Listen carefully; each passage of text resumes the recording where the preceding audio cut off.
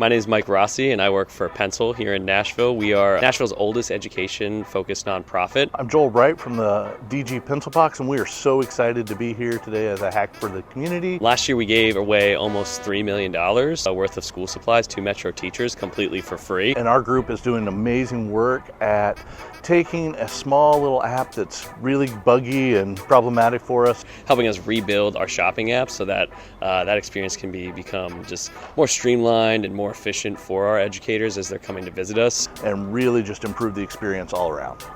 And we'd love to show you Pencil Tech.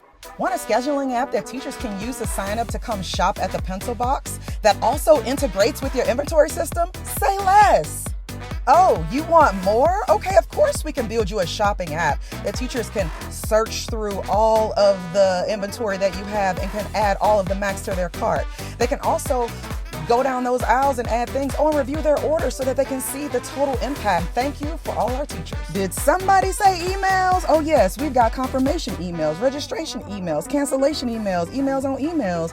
And we also have an inventory application so that the Pencil Box can keep up with their inventory. Did somebody say dashboards? Yeah, we got those too. And they all are made to connect to external systems like Salesforce. Yeah, we got that too.